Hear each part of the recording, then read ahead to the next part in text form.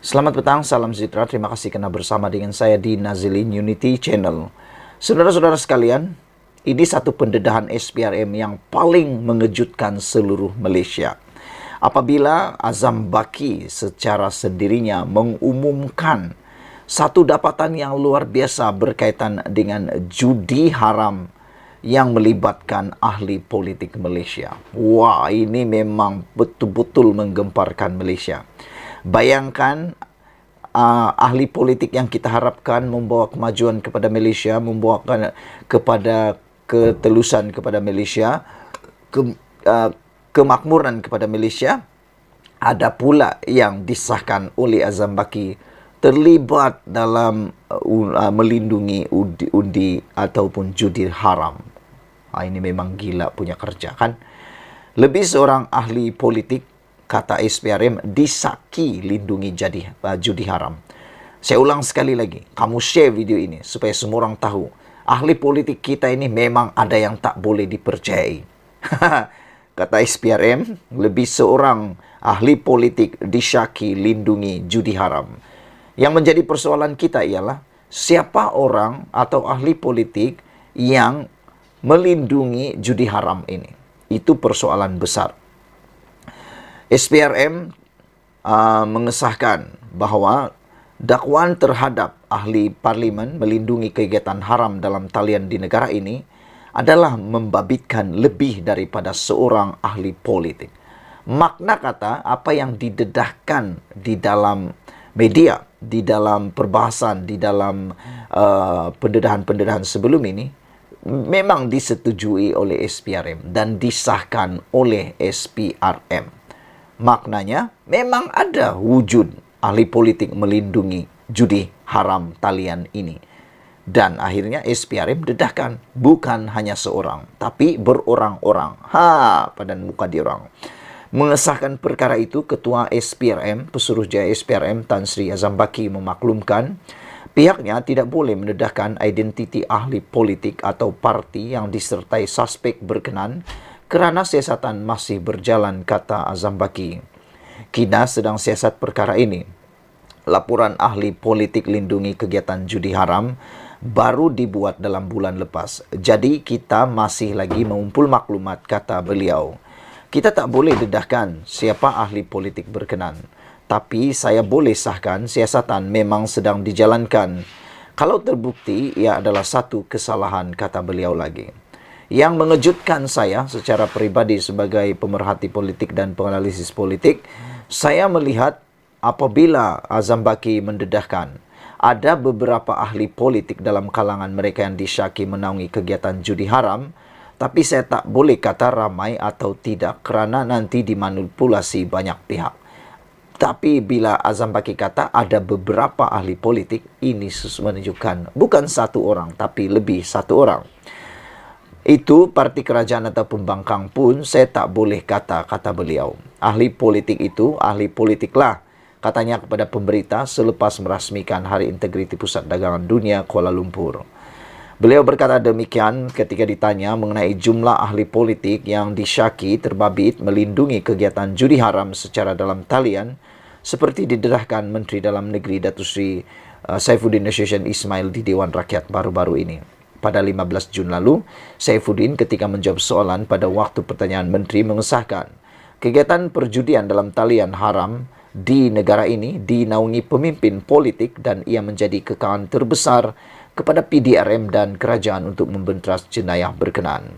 Minda Pengarang BH pada 17 Jun meminta pihak berkuasa mengambil tindakan segera dan berstrategik, termasuk merentas agensi seperti SPRM, PDRM, SKMM untuk menyiasat, menahan dan mendakwa individu terbabit, termasuk pemimpin politik menaungi jenayah judi dalam talian. Susulan itu, Ketua Polis Negara Tan Sri Asril Sani Abdul Sani dilaporkan berkata, PDRM berkongsi maklumat bersama SPRM dalam menyiasat pendedahan pembabitan pemimpin politik dalam aktiviti judi dalam talian. Perkongsian berkenaan bertujuan untuk memutuskan atau mendedahkan menentusahkan pendedahan dibuat Saifuddin Nasution Ismail selain menjalankan siasatan lanjut berhubung perkara itu. Pada masa sama, SPRM juga sedang menjalankan siasatan terhadap dakwaan mengenai parti politik tertentu dibiayai atau ditaja oleh syarikat perjudian. Sekian dulu untuk kali ini. Jangan lupa tinggalkan komen anda, tekan butang subscribe. Malaysia kita punya, kita jaga sama-sama. Cintai Malaysiaku. Bye-bye. Selamat petang, salam sejahtera. Ini satu keputusan yang luar biasa. Ini satu pendedahan yang luar biasa. Muhyiddin kata perubahan kerajaan segala-galanya boleh berlaku. Wah, yakin sungguh mereka bahawa perubahan kerajaan boleh berlaku bila-bila masa. Saya rasa itu satu perkara yang dari dulu sampai sekarang, dari awal pelantikan Anwar Ibrahim sebagai Perdana Menteri, sudah dengar perkara ini. Diulang tayang, diulang lagi dan diulang lagi. Dan akhirnya yang merugikan bukan negara, bukan parti, tapi negara kita sendiri. Apabila perkara ini diulang tayang dan diulang tayang, kononnya kerajaan akan berubah, para pelabur akhirnya terpengaruh dan merugikan negara kita sendiri. Tak bolehkah move on? Please, move on. Tunggulah pilihan raya 5 tahun lagi. Barulah kata perubahan kerajaan. Jangan lagi teruskan itu sikap mahu menumbangkan kerajaan melalui langkah-langkah syaitan. Tak perlulah buat langkah-langkah syaitan lagi untuk menwujudkan perubahan kerajaan. Kalau nak ubah kerajaan, tunggu 5 tahun lagi. Kami rakyat pasti akan mengundi juga. Kami akan memilih juga. Dan paling penting lagi, kami akan pilih siapa yang terbaik. Kalau PH dah gagal, pakat kerajaan perpaduan ini gagal selepas 5 tahun, jangan risau. Jangan risau, Tan Sri Muhyiddin Yassin. Kami akan undi anda kalau kerajaan ini gagal selepas 5 tahun. Tapi kalau baru 8 bulan, dah mula ada cakap-cakap perubahan kerajaan segala-galanya boleh berlaku, kami rakyat Malaysia sudah move on. Kami mahu cerita tentang perubahan kerajaan ini diberhentikanlah polemiknya. Tunggulah 5 tahun, tunggulah. Kalau anda setuju dengan saya, tinggalkan komen kamu. Adakah anda mahu lihat kerajaan ini berubah lagi? Berubah lagi melalui langkah-langkah syaitan. Kalau saya tak setuju langsung. Tunggu 5 tahun lagi. Kita akan mengundi. Bagaimana anda? Adakah anda setuju juga? Kalau anda tidak setuju, tak apa. Itu alasan anda. Kalau anda mau suka, tukar lagi. Tukar lagi. Apabila tak disukai, ditukar lagi. Adakah kemungkinan akan berlaku tukar lagi? Ada. Kalau Tan Sri Muhyiddin Yassin berjaya menumbangkan kerajaan pada kali ini melalui langkah, bukan melalui pilihan raya, maka adakah kemungkinan beliau akan ditumbangkan lagi? Ianya akan berterusan. Kalau itu berterusan, hancurlah negara kita. Perubahan kerajaan segala-galanya boleh berlaku, kata Muhyiddin. Tan Sri Muhyiddin Yassin tidak menolak kemungkinan akan berlaku perubahan kerajaan pusat sekiranya Perikatan Nasional memenangi semua pilihan raya PRN di 6 buah negeri. Saya tidak tahu bagaimana kerajaan pusat boleh berubah kalau PN memenangi 6 buah negeri. Kan, ia tidak kaitan langsung dengan parlimen. Tapi kecualilah ada berlaku langkah syaitan. Itu memang berlaku. Kalau berlaku langkah syaitan, kalau langkah-langkah seperti itu berlaku, bila-bila waktulah boleh berlaku. Dan yang menjadi persoalan kita, siapa orang yang mau jadi setan itu?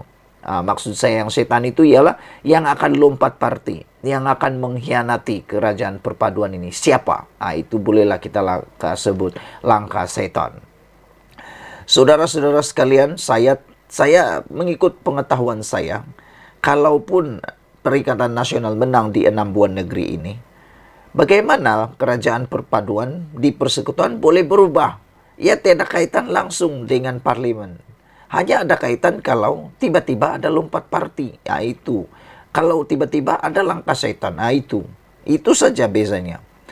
Namun, pengerusi Perikatan Nasional itu enggan mengulas bagaimana perubahan kerajaan akan berlaku, tetapi menegaskan ia sedikit sebanyak mampu menggugat kedudukan kerajaan sedia ada jika PN menang di semua 6 buah negeri tersebut. Kata beliau, disebutkan tadi 6 buah negeri berhadapan dengan PRN. Ini bukan jumlah yang kecil.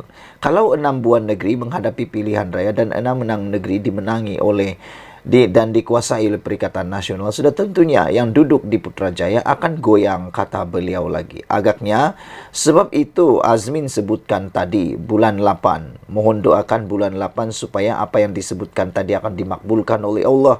Terbentuk kerajaan yang baru, kata beliau. Kadang-kadang saya terpikir juga Perikatan Nasional ini kan belum menang lagi sudah mengimpikan apa yang sangat dorang mau jadi kerajaan pun tak tahulah, tak sabar sangat. Adakah ini memang sikap Perikatan Nasional pun saya tak tahu. Tak sabar sangat nak jadi kerajaan, tak sabar sangat nak nunggu 5 tahun lagi. Sabarlah bosku, sabar, sabar. Jangan rusakkan kerajaan yang sedia ada sekarang ini. Tunggu 5 tahun pilihan raya. Soal macam mana saya tak nak sebutkan di sini, kata Muhyiddin Yassin. Orang Indonesia kata segala-galanya bisa berlaku. Katanya dalam ceramah perdana Jelajah Selangor Baharu di Kita Bangkit di Shah Alam. Pada Kamis, Perikatan Nasional mengesahkan akan bertanding di kesemua 245 kerusi Dewan Undangan Negeri DUN pada PRN kali ini meliputi Negeri Sembilan, Kelantan, Terengganu, Selangor, Kedah, dan Pulau Pinang. Sebelum itu dalam ceramah sama, pengurusi Perikatan Nasional Selangor Datuk Seri Azmin Ali mendakwa Perdana Menteri Datuk Seri Anwar Ibrahim akan dijatuhkan sebaik saja gabungan tersebut menang dalam PRN Selangor. Tak tahulah kita nak cakap apa kepada Azmin Ali ini. Dia sepatutnya lebih tumpukan perhatian kepada adakah beliau akan disaman juga macam Zuraida Kamarudin yang telah berjaya di arah bayar 10 juta. Mungkin itukah yang ditakuti oleh Azmin Ali? Kita pun tak tahu. Ikuti terus ulasan selepas ini. Selamat petang, salam sejahtera. Berani juga kita cakap. Berani juga ahli ataupun pemimpin muda ini membuatkan Mahathir Mohamad tak tidur lena. Apabila beliau kata Dr. Mahathir tunggang muda, tanding Solo PRN keputusan parti, kata Setiausaha Agung, Parti Muda. Keputusan muda untuk bertanding secara solo pada pilihan raya akan datang dibuat oleh pucuk pimpinan parti selepas berunding dengan akar umbi dan tidak dipengaruhi mana-mana pihak luar. Menurut Setiausaha Agung Muda, Amir Hairi Abdul Hadi Muda tidak bertindak di bawah arahan orang lain. Ada yang cuba membayangkan muda ditunggangi pihak lain dalam konteks ini Tun Mahathir Mohamad antaranya untuk bertanding dalam pilihan raya negeri kali ini secara solo, kata beliau. Mereka merasakan kerana budaya politik mereka yang sentiasa dikawal oleh dinosaur politik, orang lain serta parti lain juga begitu, kata Amir pada satu kenyataan melalui akaun Facebook hari ini. Amir menafikan dakwaan muda ditunggangi oleh bekas Perdana Menteri itu, menegaskan keputusan untuk bertanding PRN dibuat oleh kepimpinan muda secara konsensus melalui proses libat urus bersama akar umbi parti. Kerana parti ini dibina sendiri, kita tak perlu mengampu sebelum mengambil sebarang keputusan jelasnya. Menurutnya, muda mengambil keputusan bertanding secara solo kerana negara perlu disedarkan mengenai pelbagai isu yang melanda pentadbiran semasa.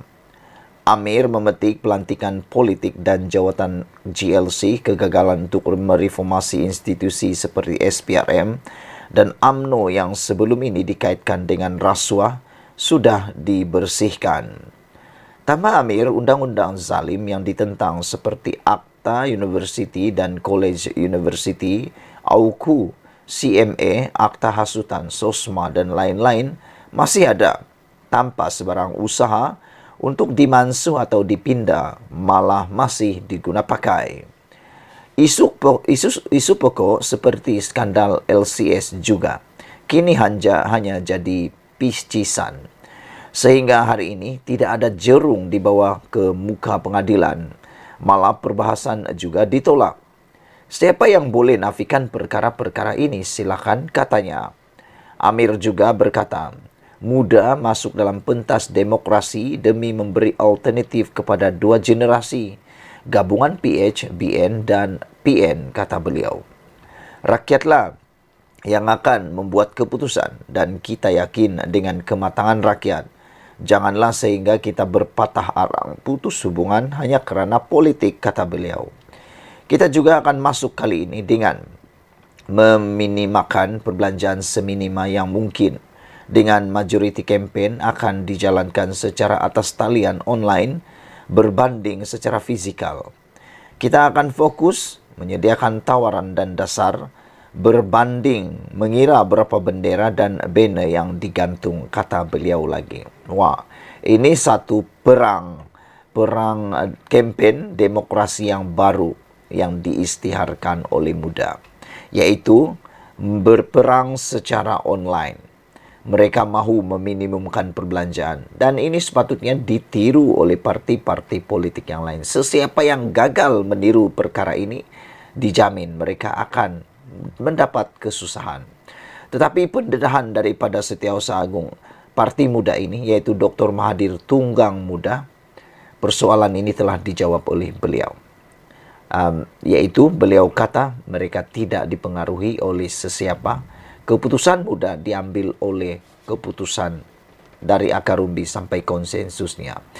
Namun menariknya apa yang dikatakan oleh Setiausaha Agung Parti Muda ini ialah apabila beliau kata mereka merasakan kerana budaya politik mereka yang sentiasa dikawal oleh dinosaur politik, orang lain serta parti lain juga begitu. Ini merujuk kepada ada yang coba membayangkan muda ditunggangi oleh pihak lain dalam konteks Tun Mahathir untuk bertanding pada pilihan raya negeri ini secara solo. Beliau tidak bersetuju tentang perkara tersebut. Beliau menafikan dakwaan muda ditunggangi oleh bekas Perdana Menteri itu dan menegaskan keputusan untuk bertanding PRN dibuat oleh kepimpinan muda secara konsensus melalui proses libat urus bersama akar umbi parti tersebut. Parti ini dibina sendiri dan kita perlu mengampu sebelum mengambil sebarang keputusan, kata beliau. Sekian dulu untuk kali ini. Malaysia kita punya, kita jaga sama-sama. Cintai Malaysiaku. Ikuti terus ulasan selepas ini. Selamat petang, salam sejahtera. Terima kasih kerana bersama dengan saya di Nazilin Unity Channel. Ini satu pendedahan luar biasa daripada SPRM yang pasti membuatkan Mahathir Mohamad tak boleh tidur malam ini. Wah, saudara-saudara sekalian, ada orang kata tindakan Mahathir menyaman Anwar Ibrahim satu tindakan membunuh diri. Satu tindakan menjerat leher sendiri, satu tindakan yang membawa beliau kepada kluster mahkamah dengan sendirinya. Bagus-bagus tidak masuk dalam kluster mahkamah, akhirnya membuat diri sendiri diiktiraf sebagai kluster mahkamah. Apabila membuat ataupun menyaman Anwar Ibrahim, mengheret Anwar Ibrahim dalam saman RM 150 juta. Namun, macam yang telah dinyatakan oleh penganalisis politik dan juga para pemerhati politik, juga pengkritik politik, mereka semua hampir bersetuju bahawa tindakan Tun Mahathir Mohamad itu sendiri telah membongkar pelbagai isu yang menarik. Salah satunya ialah tentang isu skandal gentian optik. Ini telah membawa satu perhatian yang luar biasa daripada SPRM. Menarik perhatian SPRM untuk menyiasat skandal gantian optik tersebut. SPRM hari ini mengesahkan bahawa mereka telah pun mula siasat skandal gantian optik. Wah, kan dah saya kata tadi, tindakan Mahathir Mohamad membawa Anwar Ibrahim dalam kancah mahkamah, mengheret Anwar Ibrahim ke mahkamah, membuatkan beliau makin hidup susah. Kesian jugalah kepada Tun Mahathir. Makin tua, makin hidupnya susah. Ini kan pula keluar masuk dalam mahkamah. Saudara-saudara sekalian, kenyataan daripada Azam Baki ini yang mengatakan SPRM mula siasat skandal gantian optik ini sesuatu yang amat mendukacitakan Mahathir Mohamad. SPRM masih meneliti dakwaan isu pemberian kontrak gantian optik bernilai RM 214.2 juta kepada syarikat yang dikaitkan dengan bekas Perdana Menteri Tun Mahathir Mohamad. Ketua Pesuruhjaya SPRM Tan Sri Azam Baki berkata, pihaknya memerlukan masa untuk menelitinya kerana kejadian tersebut berlaku kira-kira 20 tahun lalu dan belum membuka kertas siasatan kes tersebut, kata Azam Baki lagi. Pihak kami sedang meneliti dan akan membuka kertas siasatan Apabila maklumat yang diperlukan telah lengkap, kerana bila siasatan lama, kami perlukan sedikit masa, kata beliau lagi. Ketua Pesuruhjaya SPRM itu berkata, pihaknya memerlukan masa untuk menelitinya kerana kejadian itu berlaku 20 tahun yang lepas. Menjadi persoalan kita ialah, kalau isu 20 tahun yang lepas akan menjadi duluan dalam hal ini, maka adakah kes-kes yang lampau juga bakal akan disiasat juga oleh SPRM? Kerana kalau ini terjadi, siasatan ini berlaku sepenuhnya, kertas siasatan dibuka, mungkinkah kes-kes 20-30 tahun yang lepas turut akan dibuka semula? Terdahulu, Azam Baki merasmikan Hari Integriti di Pusat Dagangan Dunia Kuala Lumpur. Beliau diminta mengulas perkembangan terkini mengenai siasatan SPRM terhadap dakwaan Perdana Menteri Datuk Seri Anwar Ibrahim bahawa Telekom Malaysia Berhad Telekom mengeluarkan surat meminta kebenaran mengadakan rundingan terus dengan Opkom Sdn Berhad bagi pembekalan kabel fiber optik bernilai RM214.2 juta.